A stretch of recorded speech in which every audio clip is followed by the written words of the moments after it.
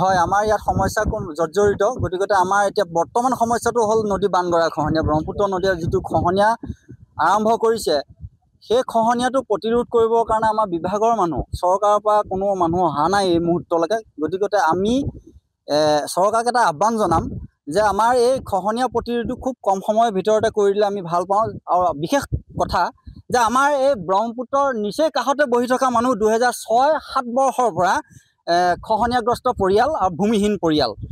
ভূমিহীন পৰিয়ালবোৰে কাৰোবাৰ অকণমান নদী কাষতে মাটি লৈ পেলাই ঘৰ এটা বনাই যেনে তেনে জীৱ নিৰ্বাহ কৰি আছে। গতিকে এতিয়ালৈকে চৰকাৰেও হওক, বিভাগৰ মানুহ কোনো তোমালোকৰ ভূমিহীন আৰু ইফালে ব্ৰহ্মপুত্ৰ নদী বান গৰাখহনীয়া।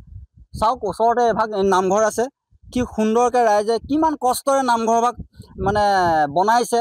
আৰু সেয়েহে আমাৰ গোপিনীসকলে ভাদমহীয়া নাম লৈ পেলাইও গোপিনী সভা আৰম্ভ কৰিছে। গতিকে আমি গোপিনী সভাখন পাতিব পৰা হ'বনে নহ'ব একেবাৰে সংশয় হৈ পৰিছে।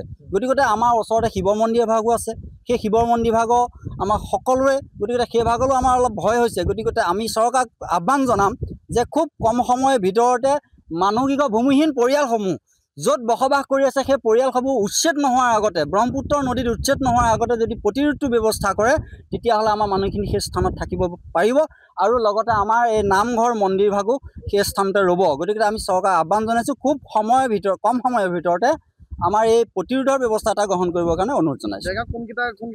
আমাৰ দেৰগাঁও সমষ্টি দক্ষিণ মাজুলী গাঁও পঞ্চায়তৰ অন্তৰ্গত 14গৰীয়া, বাঘেধৰা, চকলা আৰু ধোপাবৰ সত্ৰ আৰু মিলনপুৰ, এই গাঁওকেইখনে আমাৰ বান গৰাখহনীয়া সৰ্বশান্ত হ'বলৈ গৈয়ে আছে আৰু বৰ্তমান হৈ আছে। আৰু আগতে আমাৰ ভূমিহীন পৰিয়াল এইকেইটা। ইতিমধ্যে আমাৰ দক্ষিণ আঁহতগুৰি গাঁও পঞ্চায়তৰ আমাৰ ফুৰফুৰীয়া অঞ্চলত আমি প্ৰায় 8-9খন গাঁও, সেই 8-9খন গাঁৱৰ ভিতৰত আমাৰ ৰাস্তাৰ দাঁতিৰ কাষত প্ৰায় 4খনমান গাঁও আছে। সেয়া যথাক্ৰমে হৈছে বাঘেধৰা গাঁও, 14গৰীয়া, চকলা আৰু ধোপাবৰ সত্ৰ।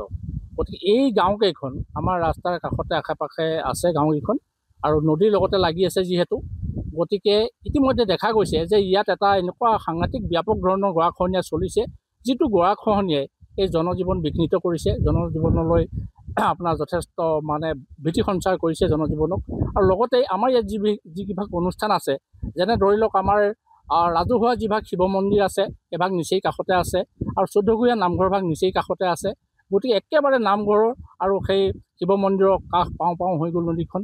এইকেইদিন ইমান ব্যাপক গৰাখহনীয়া লাগি আছে, আমাৰ সকলোৰে ভয় হৈছে এনেকৈ যদি গৰাখহনীয়া অব্যাহত থাকে আৰু 2-এদিনৰ ভিতৰতেই আমি উল্লেখ কৰা এই গাঁওকেইখন প্ৰায় নিশ্চিত হোৱাৰ পথত আগবাঢ়ি গৈ আছে। গতিকে সকলো ৰাইজৰ ভয় হৈছে।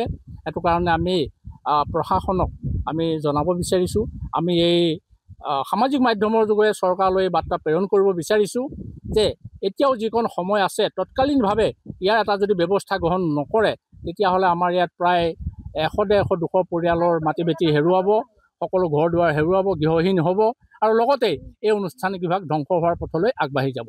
সেইটো কাৰণে হয়, নিশ্চয় এই কথাটো এনেকুৱা ধৰণৰ যে যিটো সময়তে আচলতে এই গৰাখহনীয়া প্ৰতিৰোধ কৰিব লাগিছিল সেইটো সময়ত ঠিক কৰা নহ'ল। সেইটো সময়ত হয়তো প্ৰশাসনৰ অৱহেলা হওক, চৰকাৰৰ দৃষ্টিগোচৰ হয়তো নহ'ল। গতিকে নকৰাৰ ফলত আজি হয়তো এই খহনীয়া লাগিবলৈ পালে, এই ৰাইজৰ দুখ দুৰ্গতি হ'বলৈ পাইছে। গতিকে আগত যোৱা বছৰ ইতিমধ্যে জিঅ' বেগ দিছিলে যদিও এই জিঅ' বেগে বিশেষ নকৰিলে। গতিকে তাৰ বিপৰীতে গৰাখহনীয়া লাগি গৈছে। সেইটো কাৰণে আমি যি হৈছে আমি ৰাইজে আমি ক'বহে পাৰোঁ। তথাপিতো আমি সেইবাৰৰ কাৰণে আমি চৰকাৰক আমি কাটৰ আহ্বান জনাইছোঁ যে অনতিপলমে খুব সোনকালে ইয়াৰ এটা তাৎক্ষণিক ব্যৱস্থা নহ'লে ৰাইজৰ যে এই সমস্ত ৰাইজে হেৰুৱাব লাগিব ইয়াৰ কথা নিশ্চিত। সেইকাৰণে আমি শেষবাৰৰ বাবে চৰকাৰক আমি আহ্বান জনাইছোঁ খুব সোনকালে ইয়াৰ এটা পদক্ষেপ গ্ৰহণ কৰক।